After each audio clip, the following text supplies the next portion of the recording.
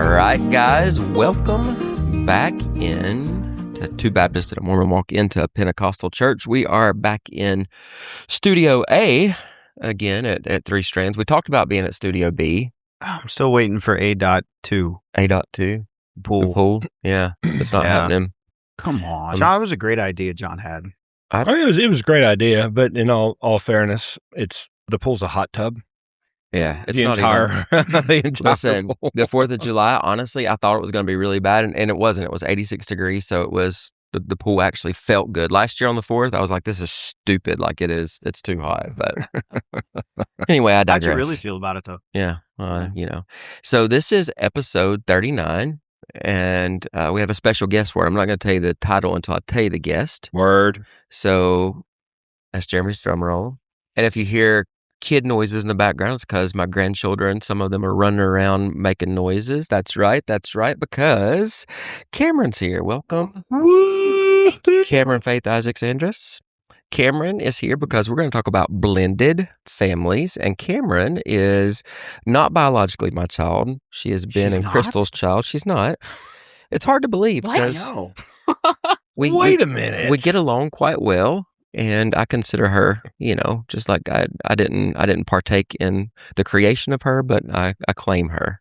Ben and I share equal custody. And Ben introduces me to people as his ex-husband-in-law. And so I'll let you unwind that to figure that all out. So we're a big ball of blended families around here. So Uncle Ben. Who's got good rice? Who also, if I'm just being honest, Sophie, who is biologically my child, loves Ben more than she loves me. Like, it's true. She goes and has lunch with him probably once a month, and they hang out, and she goes by his studio, and so whatever, it's fine. He's got all the cool it's toys. Fine. It's fine. Exactly. Yeah. So Ben, if you're listening to this, leave my kid alone. And he also has a bigger tractor than me, and he makes sure he knows that every time I talk to him, but whatever. All right, so Cam, first of all, give us a little intro. Tell us who you are. Tell us a little bit about your little family, and we'll start there. So my name is Cameron. As has been explained, I am the daughter of many a blended family. Mm-hmm. I am a double middle child. So totally don't act like a middle child at all. Oh, I know. I never thought about that. I know. Double middle child. Yeah. Hey, go girl. Double middle child, married to my high school sweetheart. And I am almost completely an adoptive mom. We've got one at the tail end, and then I have a goddaughter that I keep a lot and I help take care of, and we are just having a lot of fun. It's been a journey, and not at all the journey that I thought it was going to be. Yeah. But it's been a really good one. Yeah.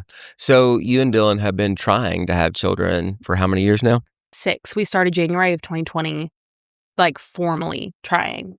And it's wild how in the past 3 years, how many people, because of church especially, have come into your circle of people that are struggling with the same thing, right? Yes. It's truly like the enemy is after the seed. Oh, it 100%. There's not a doubt in my mind that that's exactly what's happening. Yeah.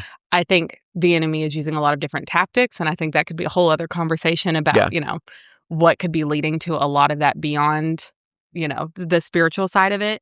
But it definitely is a much larger community than I think a lot of people realize. And I think it's something that more and more people are getting more comfortable talking about. Yeah. I think for a long time it was something that you didn't want to talk about because it made other people uncomfortable or whatever. And I feel like especially my generation, now that we've been married long enough to kind of be like, hey, we're having a hard time getting pregnant.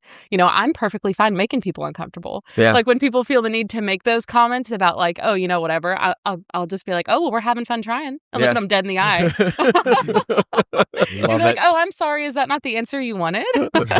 But no, it is a much larger community than I wish it was. Yeah. But it brings you some comfort because there are so many people, in the same walk. Well, it's the blood of the Lamb and the word of your testimony, right? Mm-hmm. I mean, that's the thing. It really is. And I think the cool thing is when you start opening up and talking about those things that sometimes are taboo or society has made them taboo, you start realizing there really are more people that are struggling with that. And you go, wait a minute, this is a community. 100%. And when I can't stand up on my own, I know there are people around me that I can lean on. So yeah.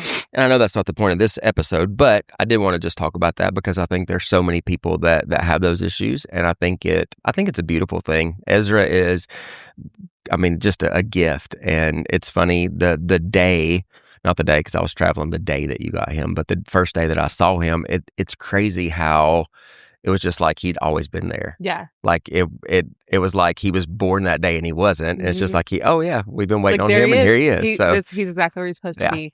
No, it was we'll have to do a separate episode about that sometime because it was just the craziest process. But it was the same. I'm like, I'll be honest, it took me a couple weeks to like really feel like he was my child. Yeah. I literally felt like I just brought a random kid home those first couple weeks, and he was so young. He was just kind of like a potato. Like, there wasn't a lot of every time you got a knock on the door, did you turn the lights out and like lay on the ground in case somebody was coming to get him? Listen, our front door was like a revolving door those first few weeks, but I loved it.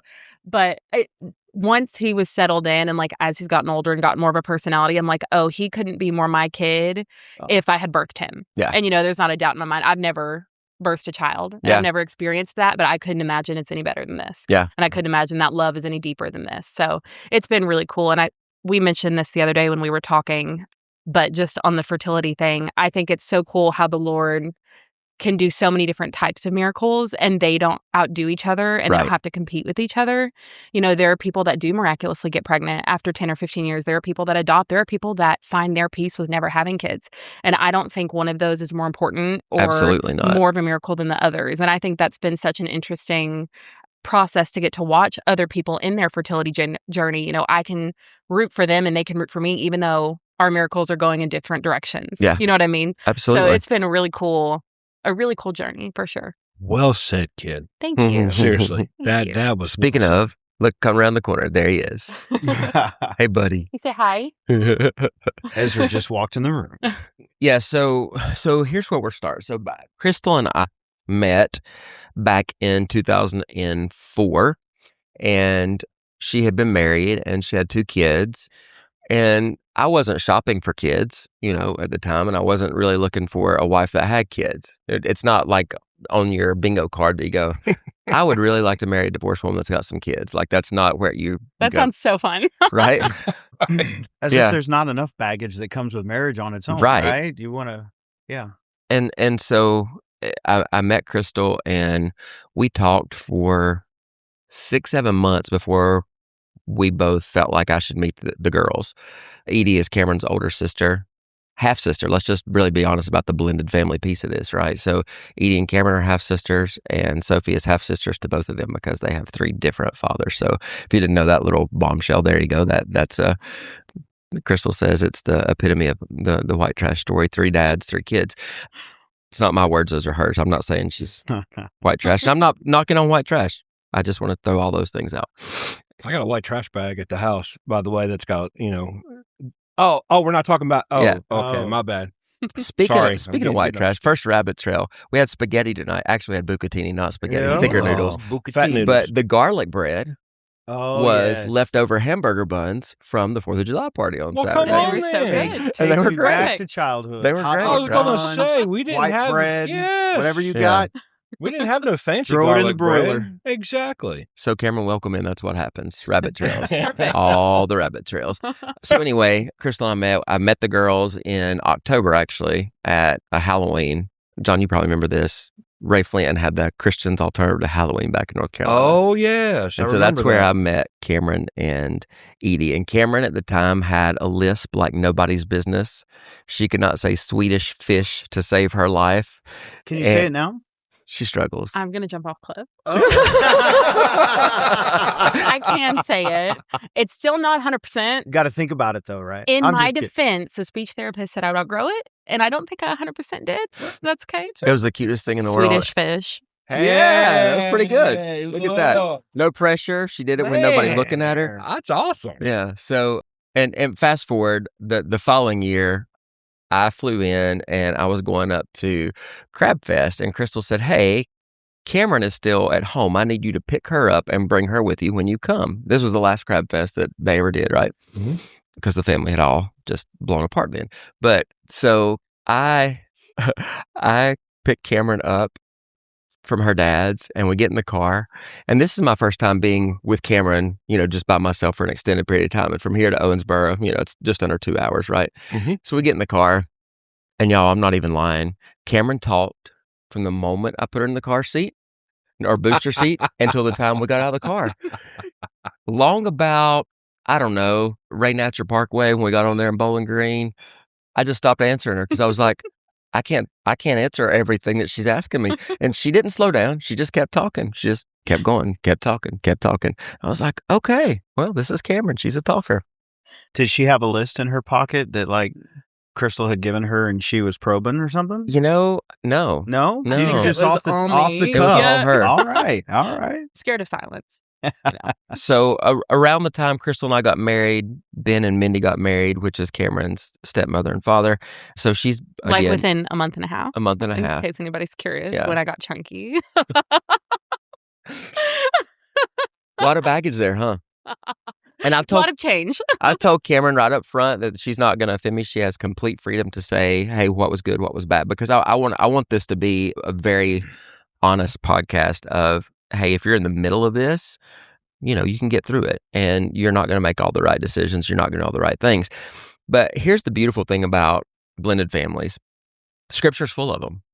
That's true. When you really start thinking about it, not only is Scripture full of them, the world's full of them. So I did some research. 42% of Americans are part of a blended family. So if we just look at around this table, so Jeremy's part of a blended family. Yes, I am, and was actually part of a blended family long before I knew it. Right? So I had no idea until my grandmother passed away that who I knew as my grandpa wasn't my grandpa. Yeah. Right? And because back in that day, it was, as you were said, it was very taboo. And so they had told my mom's biological dad, stay away. Yeah. Stay away. And grandma got remarried, and, mom was like 3.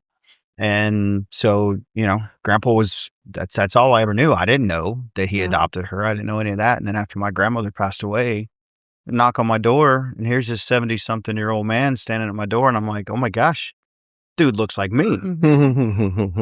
And so it was long before, didn't even know it. Yeah. Right. Crazy. And then, then we're a blended family because I was married and have a son that still lives back in Kansas City. And so when Christina and I get married, she became instant stepmom as well, bonus mom, as we like to call. But it creates its challenges. Yeah, no, for sure. And technically, I'm a part of a blended family. Yep. Same thing. I didn't know that until I was 12 years old. My dad, that I knew as my dad my whole life, was not my biological father, and I didn't realize that until I was 12, 13 years old. Which, looking back now, I think gave me such a heart for Cameron and Edie that I didn't even realize what a natural fit it was. And I'm not saying that when Crystal and I got married, it was an easy transition to be part of a blended family, but we worked really hard to make it as good of an experience as possible, which we've always had a great relationship with Ben. So that was never an issue. Like, that was never, growing up, when Cameron was growing up, Ben and Mindy would come to the parties at our house, and still do. I mean, they were here for Sophie's graduation party. And I mean, so Ben is a friend. Like, I count him a friend. We have lunch and all the things. And so we worked hard to make sure that was the case. Now, move one layer out. Crystal and Tara are part of blended families. You're not part of a blended family. So John is. I'm not. John is. I didn't, I mean, growing up, grew up in the little sheltered Baptist world or whatever, no. I mean, I'll be honest with you. When my mom and dad fought sometimes, you might be. Well, I was praying I would be, Why don't y'all just go ahead and get divorced and be done with it or something, I'm okay with that. But no, I was not. I wasn't, I guess, a part of the blended family till I married into one. And it was, I mean, truth be told, I mean, let's just be honest. I mean, the Crab family, for a while, you had no idea that was a blended family because that's not what the public was told. Right, for sure. For a very long time. Yeah. And I didn't know until, like, the first time I came to see Tara, I think, up in Beaver Dam. She's like, let's go to my mom's house. I was like, what? Wait a minute. You're what? And, I'll never forget when I first met her mom and stepdad, Timmy. And I was like, oh, okay.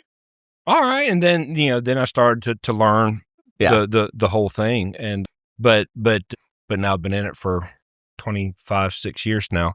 So I guess I'm an honorary member of the Blended Family Club. For sure. Yeah. So when you look at Scripture, right? So you've got Jacob had 2 wives, right? They were a blended family. And then he also had 2 more that were bearing its children. And so the favoritism that was in that house nearly destroyed his family. Mm-hmm.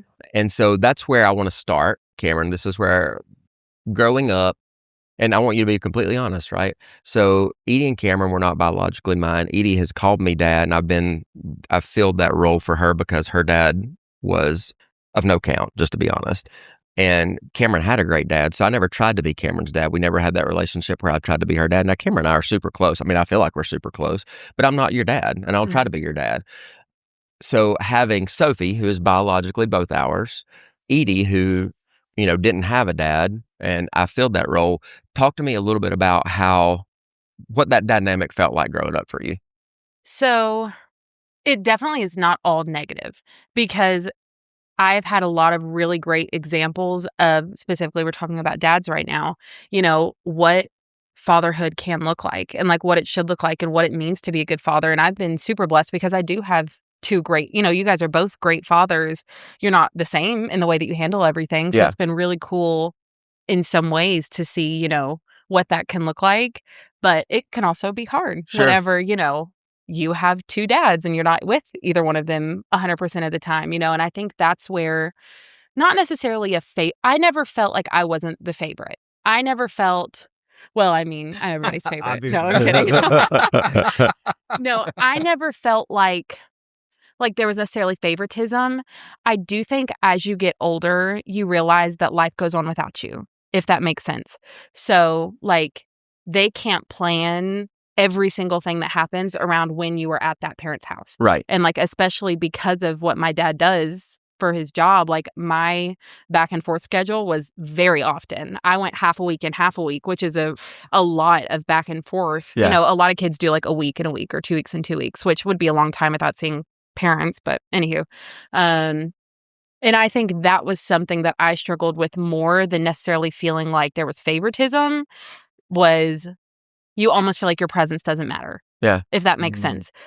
You feel like, and again, because they can't cater to you 100% of the time. Sure. And that's just life. And it wasn't that I was ever offended by it, but it was a truth that I've had to come to terms with as I've gotten older, because it has been something I've dealt with more in adulthood. Yeah. Of just okay, you don't 100% have to be there for either side, if that makes sense. And life is going to go on without you because it's always had to. Does that make sense? No, it does. Mm-hmm. Okay. But it brings up a good point though, right? And this is a completely off topic of blended families, but in the reality, I guess that's not necessarily reality because some people do. In a healthy family, nothing is around one person the whole time. No, that's true. Right? I mean, even if you're not a part of the blended family, husband and wives need to plan things for themselves regardless of what the kids have going on. And you got to have your time and your date time and the family time and all that. And so everything doesn't, or you've got multiple games. And so you got to split and go, right? Because Marissa's got a volleyball game over here. Tyler's got a baseball game over here. And Tony's got a soccer game over here. Well, there's only 2 of us and they're all at the same time. No, that's right. true. So it is, but from your perspective, it can be viewed as, like you said, life goes on without you. Yeah. But the truth of it is that's just life. Yeah. No, that's true. But that perspective of it. Yeah. I see what no, you're absolutely. saying, for sure. And I think too, that's probably something a lot of people experience, once they get, even if they didn't grow up in a blended family, once you get married and you're having to figure out holidays and that kind of stuff too. It's kind of that same dynamic, because my relationship with all parents involved was so positive. Everybody's always been oh, whatever you want to do, we're not going to be upset if you don't come, whatever. And it was always internal. It was Sure. I don't want you to feel like I don't want to be with you. You don't want to let somebody down. I don't want to let somebody. Literally, I remember crying when I was little because I was well, I'm scared if I go to this. I think there was one time, I think I was at y'all's house and I gotten invited to spend the night somewhere, but I had just gotten back from my dad's house, and I remember I cried because I was I just got back here, and I don't want you to think I don't want to spend time with you. So I do think whenever you're having to balance that, everything just sits a little heavier. Sure. I think. Anywho, back to what I was saying. Balancing in-law stuff, even it's kind of that similar dynamic to what it's like having positive blended family of your own, except you have another one. I'm having to balance 3 sets of Christmases instead of 2. Yeah. But that same kind of, everybody's pretty much okay with whatever, but you have to figure it out. That's what it feels like. Yeah. For most everything. So not everybody's great. Everybody's very amicable. Still stressful. For sure. You know? Yeah. No. Especially as an adolescent, right? Especially as a kid. Yeah. Because, let's just be honest, most kids growing up, I mean, you don't know how to process that. Oh, no. All you know is your internal feelings, right? And you're like you just said, well, I don't want to disappoint, man, I'd really like to go to my friend's house. Yeah. And you put all that pressure inside, and you may not want to tell everybody. Yeah. That's a lot of pressure, truthfully, on you, No, on it kids is. coming up. And I have a lot of understanding for kids that are in that situation now, especially when they are kids that act out or that are difficult or whatever, they may not have another way to express it. I was pretty sensitive. I feel like I internalized a lot of it and was very, I would kind of beat myself up about it. A lot of kids are probably more expressive in a different way, in a way that they're perceived more difficult. So my heart goes out to them because I'm like, I do know, even if it's the best situation possible, it's not the best situation. Right. And that's just the truth of it, Yeah. Even as a blended That's family, good, though, being a parent of that situation, right? We had very similar situations to that. And, we only had Tyler every other weekend. And so, if he was supposed to come over and, especially once he turned like 16, right? And has his own car and can drive and do whatever. And they still lived, 45 minutes away from us, but he's got to dance at school that weekend. Yeah. Buddy, go ahead. And people will be like, "Where isn't this your weekend? Why is he not here?" Well, he had a dance at school. So we weren't going to make him stay with us and miss things that were important to him at that portion of his life. We wanted him to feel normal and be part of those normal things that teenagers do or kids want to be a part of. So, even as parents in a blended situation like that, you're aware of those pressures, or should be aware of those pressures. We tried our best to, and I'm sure we failed at different times, but it's real for the kids and it's real for the parents as well. 100%. Yeah. So Kim, for you, would you say that around holidays is when you most felt like you're part of a blended family?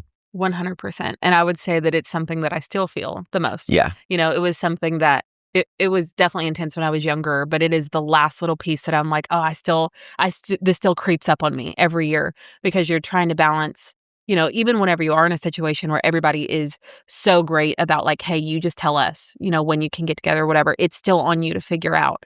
And it can just be stressful because you don't want to disappoint anybody. And you wish you could be there with everybody all day, that kind of stuff, especially Christmas for me. Yeah. Because, you want it to be what you had in your head. You want it to be like in the movies. You want it to be like the perfect, movie day. And that is just not the reality.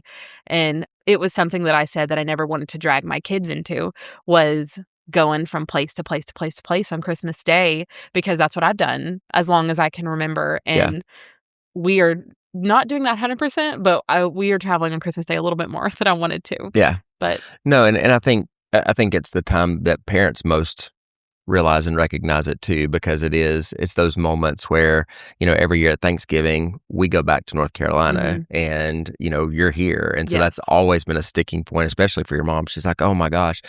And we've talked about this. I'm like, ultimately it probably actually relieves some of the stress for you, because it's like, that's one less box I have to check on a holiday. So I mean, it's tough, and God hates divorce, right? And that's one of the reasons, because it is hard. It's hard to figure out how to make that work and how to have those holidays work out where they're smooth and nobody feels like they're being left out and there's not pressure and all the things. So, and so like, what you're saying, Cam, the pressure of getting everywhere, not being able to just allow your kids to open their toys and be at home. Yeah. And just play. Yes. And not, we got to hurry up and get here because dinner's at this time. But remember, don't eat too much here because then we got to go over here. Because then you have to go, you don't want to offend them by not eating. You need to make sure you eat your grandma's green beans that she made you or whatever it may be. And yeah, that's 100% how it was, because it was like, okay, you get to my first Christmas of the morning, I open these presents and it's like, oh, okay, well, I have to go do all these other Christmases, so I'll play with these in a few days. Hopefully I don't get the same thing again. Right. That is one mental tax that nobody talks about, is having to remember what you tell people you want, because I made that mistake one year when I was 5 or 6. I told everybody I wanted the same thing and I got 7. Yeah. Because I got one from because I am like from a triple lineage of blended families. My parents are divorced. My parents' parents are divorced. So there's no communication happening. Yeah.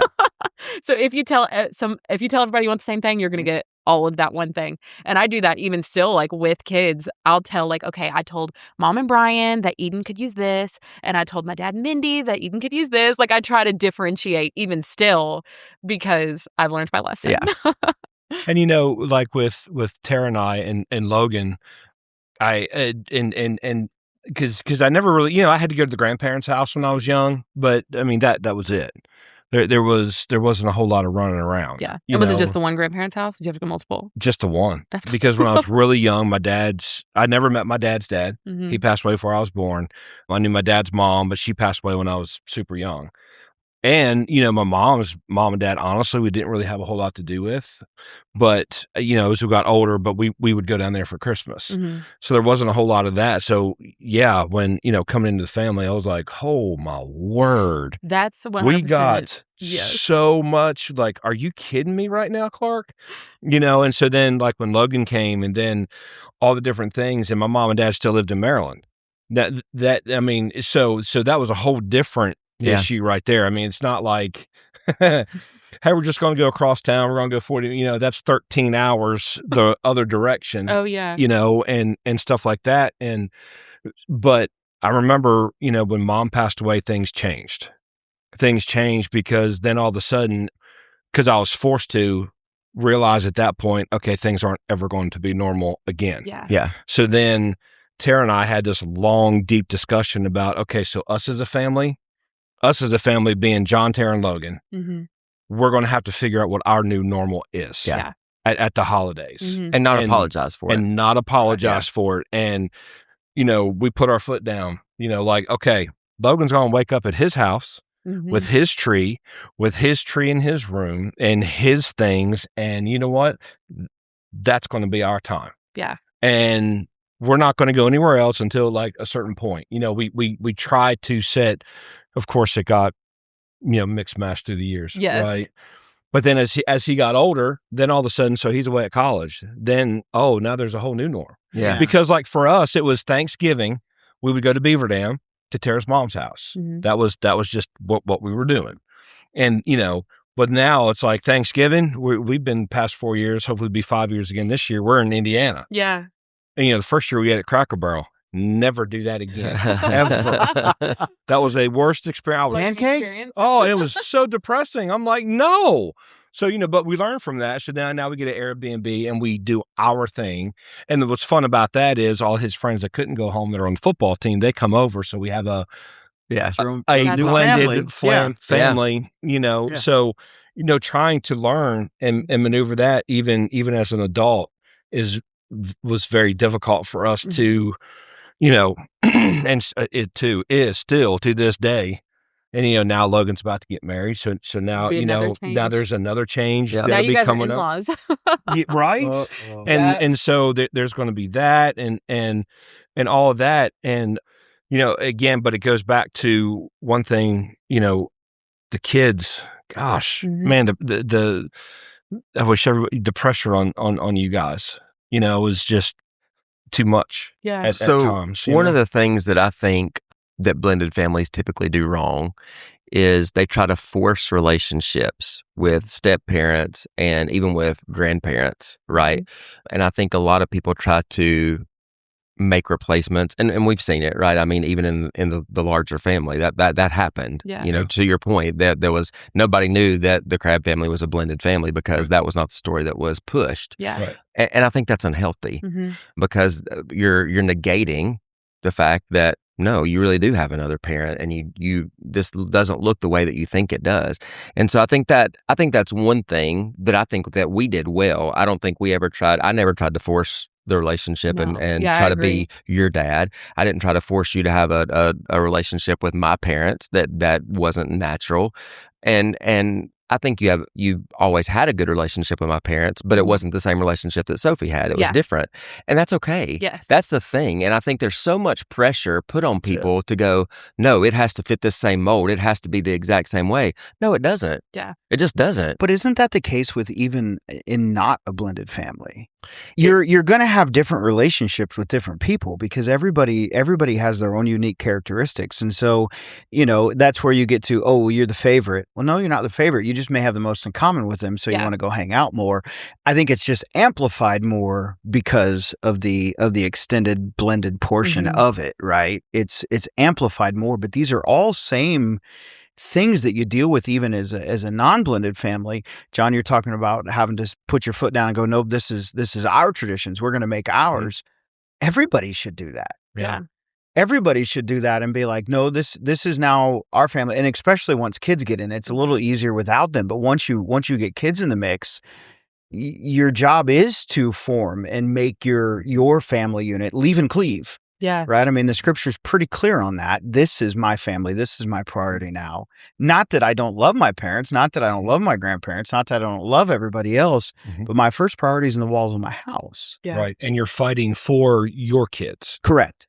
For the health, for the mental health, for the stability of your kids. Yep. And they're growing up, so that's why, I encourage. Yeah. I know when you're talking about forcing relationships, though, I know what you mean, because with Tyler, Christina never said you're going to call me mom. Right, for sure. Right, because Tyler had a mom, has a mom. She's still around, and she's a great mom to Tyler. Yeah. Right, and so they're and so he called her Chrissy. And the only one that was allowed to call her Chrissy, other than his friends that would come over with him, but it came to the point that he would realize, okay, this is my house. So if I do want to have a friend over, or I want to hang out with a friend for the weekend, I know that this is my house also, and I'm welcome to bring my friends with me. Sure. Yeah. And so as opposed to going to his friend's house, hey, it's my dad's weekend, why don't you come hang with me at my dad's house? And so our home was a revolving door all the time. Yeah. Yeah. And, go ahead. Sorry, go ahead. I have a thought, when you talk about forcing relationships and when you talk about, just that frame of mind being a little bit different, we have had to go through a lot of training for being adoptive parents. We've actually gone through foster care training as well. We are well trained. So we are equipped. We have so much knowledge. But one of the main things that they teach you, especially now because it was something that they did so wrong for so many years with adopted children, was you have to acknowledge that adoption is born out of trauma, and there is no amount of grace and look how amazing your life is now that is ever going to erase or change the fact that they went through a huge trauma that most people are never going to have to go to. And I'm not saying being in a blended family is to that extent, but I'm just going to say, what if we had the same amount of grace for children that have been through a traumatic situation, absolutely, as divorce, as we do children that are adopted? Just in the fact of you don't have to ignore the feelings that make you uncomfortable. Even if you're a new stepmom and it makes you feel awkward that your random new stepchild is crying because she wants her mom, that is not your place to be like, oh, but we can go do something. Of course, do what you can to cheer up, but it's okay to say, hey, I'm so sorry that you miss your mom. Yeah. If you want, let's make her a letter. Let's draw her a picture. Let's do something. I think you can acknowledge, hey, I'm so sorry, and this is so hard, but I'm here for you. Yeah. And I think that's one of the best things that you can probably do for kids in that situation is just kind of share their grief with them and let them know that, like, hey, it's going to be okay. But it's also okay that you feel this way. Like, my feelings aren't hurt, even though you feel this way, because I think so many parents try to ignore that part of it and be like, oh, okay, well, it's fine. We're just not going to talk about it. We're going to move on. We're not going to give you the space that you need to feel what you're going to feel. We're just going to pretend like everything's okay and we're going to post a cute picture on Instagram. And I just don't think that's probably what a lot of the kids are feeling. Yeah. Man, that's good, Cam. Gosh, that's good. One of the things too that I'm so grateful for, and I don't know if I've even told you this, but Cameron and Edie, neither one, our whole entire existence, and I've been in the picture 22, 23 years now, neither one ever said, you're not my dad, you can't tell me to do that. Where I think had I been in that situation, if I'd gotten angry. And it's odd to me that Edie never did because she's highly volatile in those situations, you think between right? the two of us, she would have said it? She would have been the one, but she never did, right? Yeah. And so that's just something that I was proud of that. Mm-hmm. That we lived in an environment where that they never said that because that's heartbreaking, like to a step parent to have a kid, lash out and say those things. And so creating that environment where they don't feel like they need to say those things. Yeah.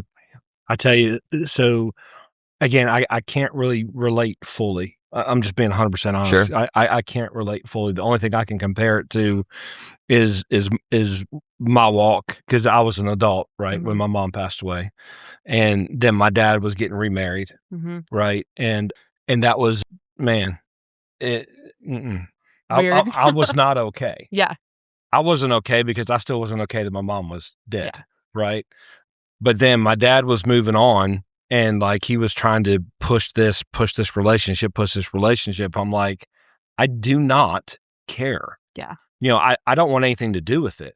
I mean, to the point to where I was the kid. I was the kid when, Dad was going to was getting engaged to this lady.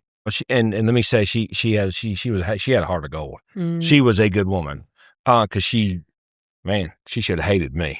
I mean, truthfully, she should have. Because I was like, look, I said, let's lay some ground rules. I said, I will never call you mom. First of all, I said, my son will never call you grandma, anything like that. We will respectfully call you by miss, and we will be respectful. But there is going to be we're going to get together and I'll have a big Merry Christmas with your family. That will never happen. Okay, honey. Aww. And she was okay with that. And it totally wrecked because I was ready for the fight. You know what I mean? I was I was ready to go. Then you're like, okay, let's have Christmas. Yeah, I mean, seriously. All right, fine. She gave you the space that you needed. She gave me, which is exactly to your point. Yeah. She gave me the space to be able to feel that. She wasn't mad, and she understood. Mm. And and no, we never did have any big family Christmas thingy shindig. We didn't. Mm. But yet, she was so kind, and it allowed me to be able to process, and she still in her way loved me through that. Of course, there's people look to me, I can't believe. I'm like, well, I guess I don't know. I'm the rebel, but that's what I am. I'm not going to lie. I would rather shoot it to you straight. And, that was something Tara had to get quite used to when we got married, because I'm to rip the Band-Aid off. Let's just get it out, get it on the table and figure it out. For sure. Tara, when they came up, it was, no, let's put our head in the sand and everything will be just fine. Just pretend everything's fine. Just pretend everything's It'll fine. go away. It's okay. I mean, the house is burning down, but it's fine. But it's fine. Don't look at it. It's fine. It's okay.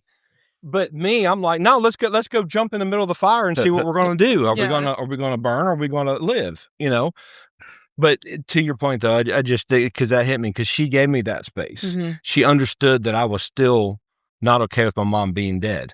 You know what I mean? And it helped me so much, even as an adult, to be able to process that. Yeah. And man, it's so much respect for her and in doing that. So yes, to your point, that is huge. Yeah, no, it definitely is. And the Lord is so funny, because like I said, I married my high school sweetheart. We've been together since I was 14. So basically since I was a toddler.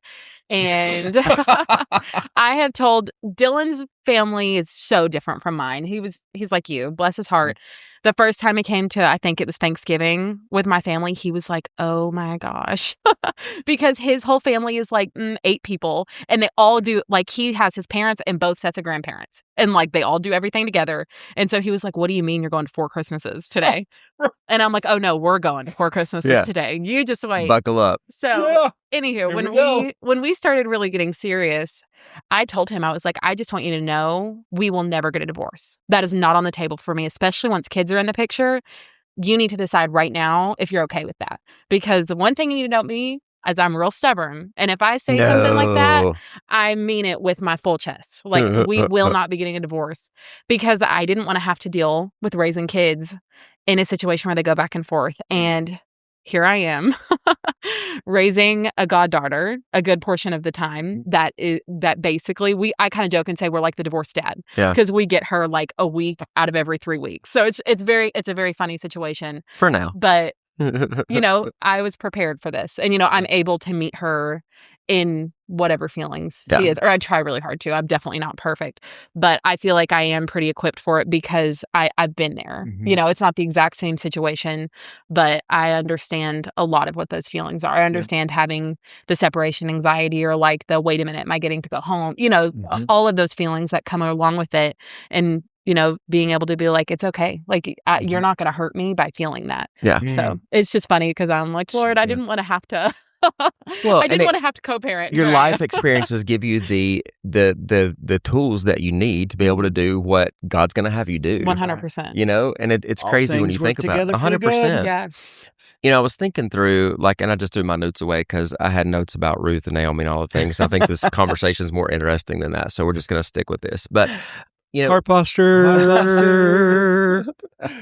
Yeah. So I think, I was trying to think through examples of when you specifically might have felt like there was favoritism through, being part of a blended family. And there may be examples, but I was like, I think Edie got a lot of attention because of her choices from an early age, right? Mm-hmm.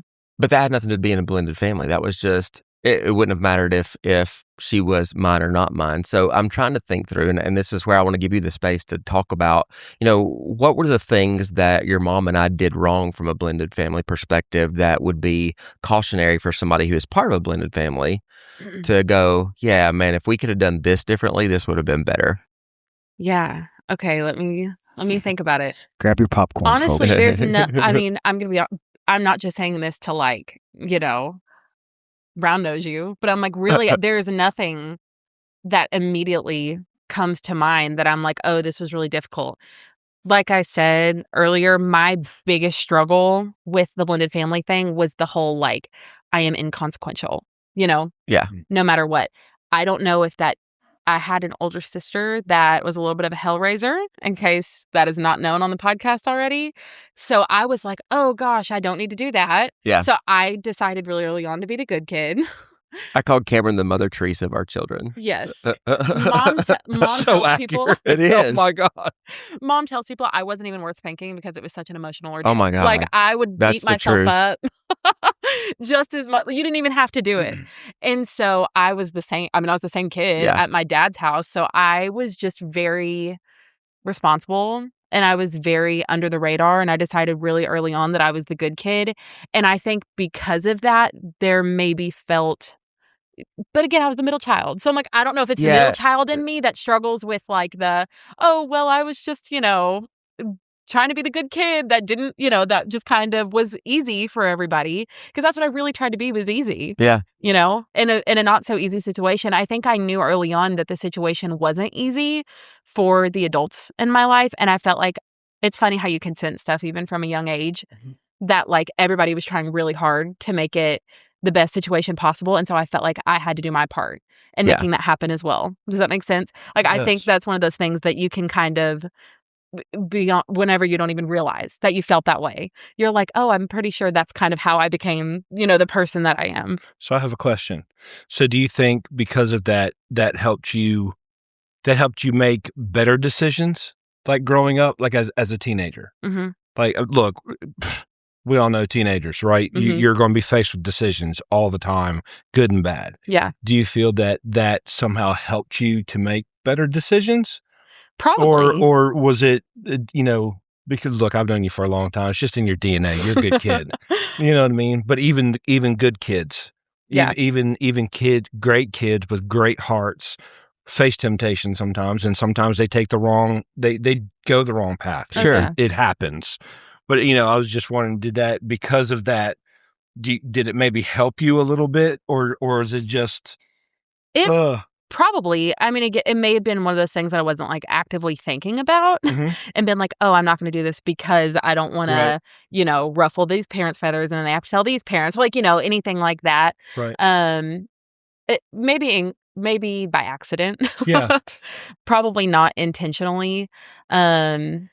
I had another thought that I was going to say, but I forgot. But yeah, I mean, I do think it's interesting whenever you are a teenager because you kind of have the escape of like, oh, well, I'm actually going to go to my dad's house. Right. I'm going to go a little bit early or, vice versa. Like, oh, I'm going to go to my mom's house. And so I do think it's funny because I think especially once you get the freedom of like driving yourself, I think it's very easy for the children of blended families if their parents are, I know some parents are very strict about like, no, this is like, you need to be here until 4:00 today because that is our 50% or whatever. My parents were never like that.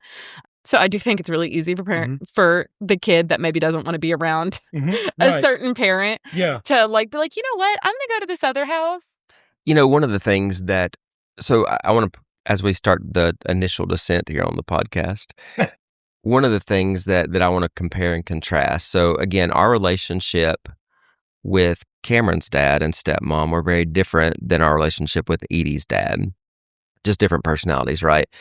Ben and Mindy have the same value set that Crystal and I have. We're believers. We go to church. We so we have the same moral compass. We have the same value set. So that on some level makes co-parenting easier. Not perfect, right?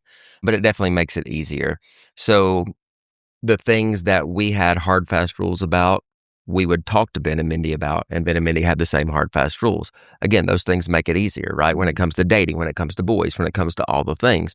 And so the flip to that is when you're in a blended family where you have strife and contention and somebody who doesn't believe the way that you believe and has a different viewpoint in life, it's harder.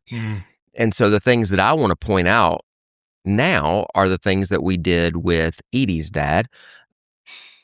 And Crystal and I made a very concerted effort to say we will never speak bad of him in front of Edie, and we never did.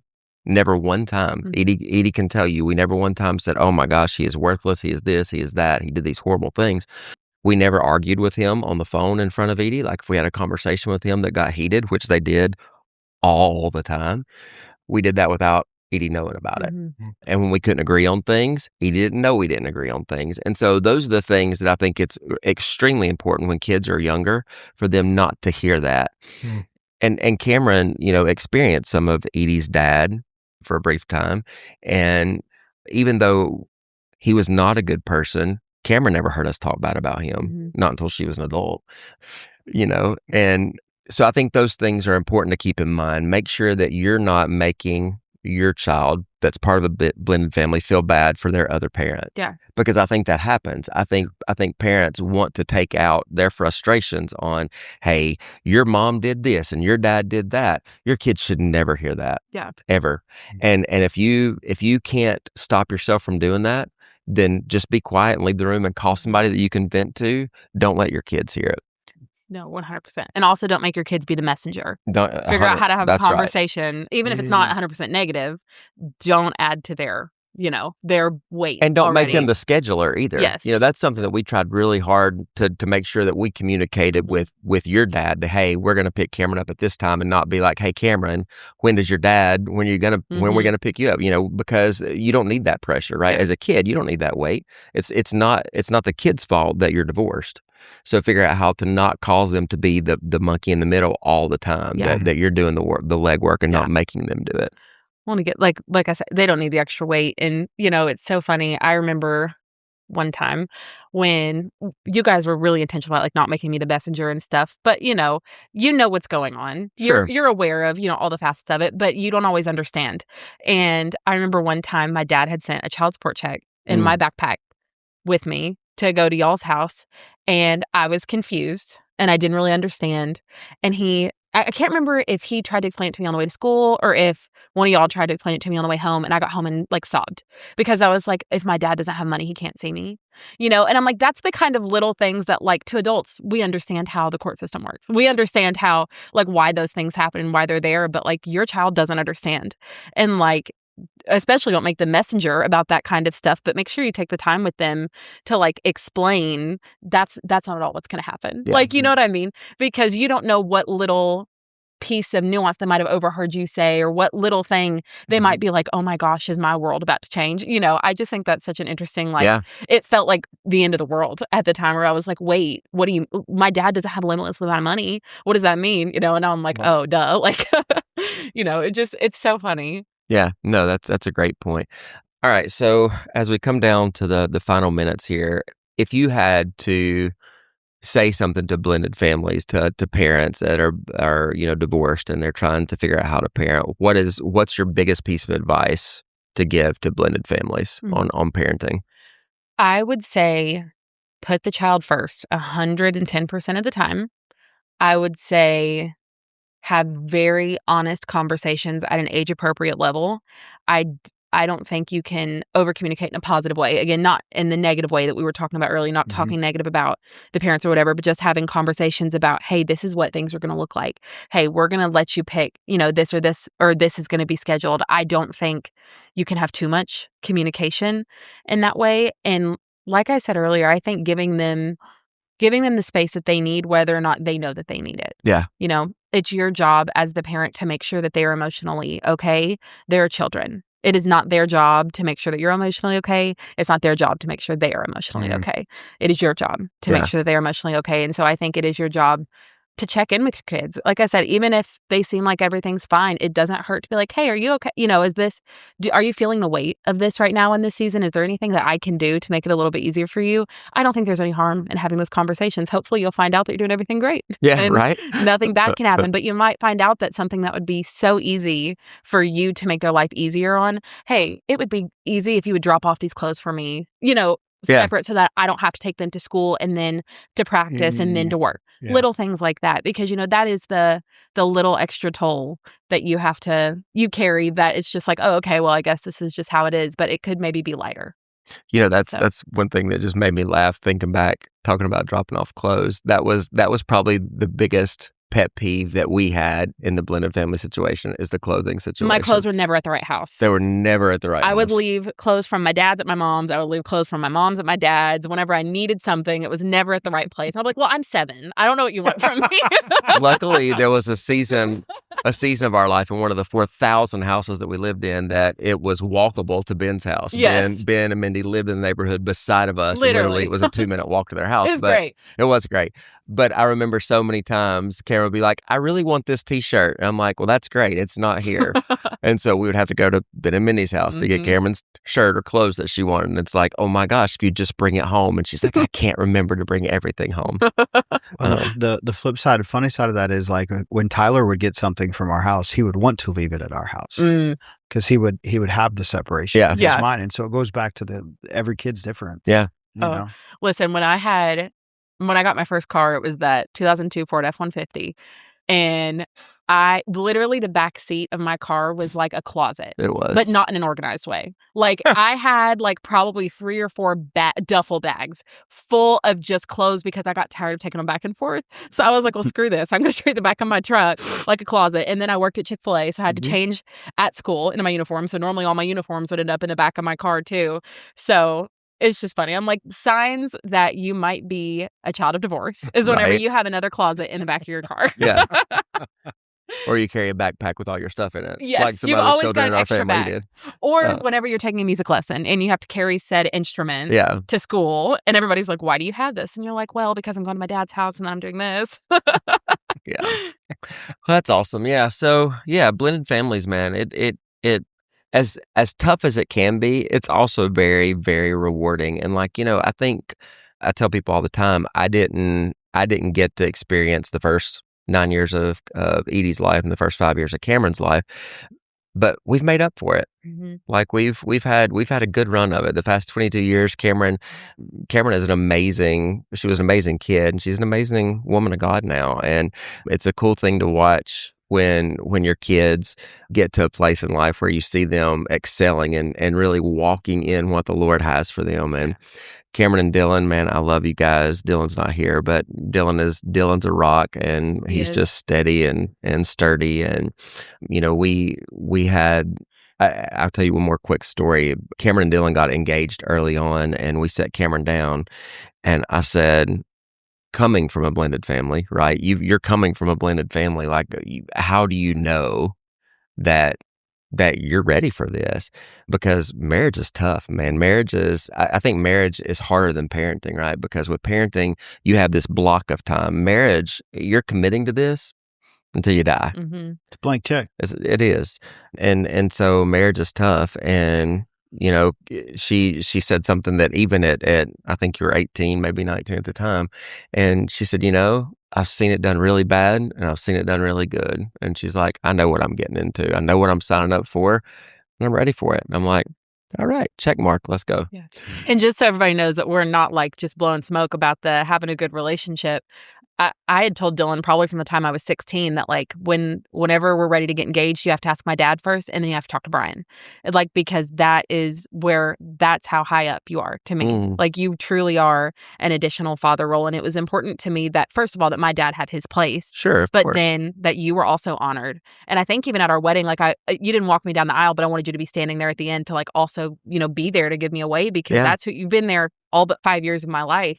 So we're not just lying about like having a good relationship. Not at all. That's truly, our heart postures for each other. So. Oh, did you say? Oh, she heart worked posture. it in. Right there. Worked Yeah. it in. Wait for You're it. welcome. Because Cameron has an amazing voice too. Are we ready? Oh, I thought it was supposed to be bad.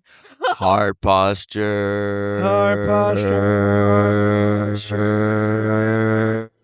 Yes, that's the worst. Yeah. That's how we do it. Oh man, no, yeah, I love you. Thank you I for love you too.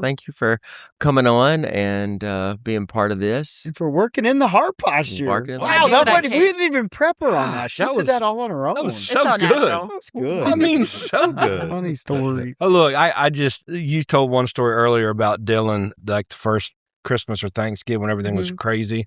Man, I so relate to that. Because like same. my first Christmas at Crab House. So like at my house, Christmas, okay, I'd open my presents, all of them. Mm-hmm. And then the next person would do theirs. And then it was very organized, whatever. Man, my first Christmas at Crab House, it was like 1, 2, 3, go. I mean, Chaos. it was Insanity. the most 50 people. chaotic Oh no, we had to watch. thing. We could open one, and everybody had to watch you, Mm-hmm. and then move to my sister, who got to open one, and everybody watched her. And then my dad just opened one at a time? One at a time. Oh, Y'all yeah. do that now. At least you all had siblings. I was an only child, and I Oh, walked that into explains a lot. pandemonium. Yeah, yeah. I mean, because the funny Not- thing is, I can still feel myself going, Oh, what? not only in the pandemonium of the Stressing. craziness. Yes, like I can't. What? The first Christmas that we were married and Crystal started buying presents and when Crystal and I first got married, everybody bought everybody presents. my It God. wasn't Oh yeah. like drawing names. Like, Mm-mm. you're buying presents for all 30 people in the family. I'm like, no, we don't do this. Yeah, exactly. This is a lot. We're doing this. Like, we're buying a present for every single person. Mm-hmm. Wow. Oh God. I need a second mortage. Seriously. Sell the car. Yeah, so anyway. Anyway, sorry. I felt that. Because like literally, I literally looked at Tara and said, well, how are we supposed to know what people got? She was like, it doesn't matter. Go. Yeah. Okay. Yeah, your kid will give you a debrief later. Exactly. And half the time, half the stuff got thrown away because 100%. kids would open it up and it would get thrown and nobody would know where Yep. it was. Oh so, my word. Yeah. Good anyway. times. Yeah, so that was good times. Blended families. I'm stressed out already. I encourage you, if you're part of a blended family, be intentional. That's the biggest thing. Be intentional. Be intentional with how you talk. Be intentional how you think. And to Cameron's point, give your kids space, man. You're part of the problem, so give them the space to solve it. Yeah. Be intentional about love. Yeah. Love and security. Love's a Yeah. choice. Yep. Mhm. When you can't, there's not a limit on the amount of people you can love well. No. It's not like you've only got enough for one parent. Even That's as the right. kid, it's not like you only have enough for one mom and one dad. And I think that goes both ways. It does. And I tell people all the time, and again, this is not blowing smoke either. I don't love you or Edie any differently than I love Sophie. Yeah. I really don't. Like there's not a delineation in my mind. Now in Sophie's mind, she wants 34% of She doesn't understand why we're in the same category. no, she doesn't. She'll all the time. She's like, you guys have other dads. she's That's all. Listen, she used to carry resentment towards me because I got to go to my dad's house. She was like, well, you got to go to Ben's house when we were growing up. And I was like, that's my dad. Your parents are married and in love. Yeah, it's okay. She would literally beg, can I please go spend the night at Ben's with Cameron? I'm like, Cameron's not spending the night with Ben. That's her father. Like, she couldn't connect that. It's true. Like, I think she maybe still carries a little bit of resentment towards But me. no, Sophie does. She's still, I mean, Sophie's 19 and she will literally say to me, she's like, I really don't understand. She's like, so if you have 100%, instead of it being like your inheritance is 33 and a third for all three of us, why wouldn't I at least get that 34 and they get 33 and 33? Like she doesn't get it. So anyway. That's Soph. I cannot wait to see Soph. What's up, 34? Yeah, right. And I'm just going to see if she gets it. She's 33 now. Oh, she's 33. 33.3. Yeah. Okay. Which makes her mad. It's on. Yeah. I love you, Soph. Yeah. So, all right. Anyway, thanks, guys, for listening. This was episode 39, Blended Families. Yeah. So, thanks for listening to Two Baptists and a Mormon. Walk into a Pentecostal church. Like and subscribe everywhere you get your podcast.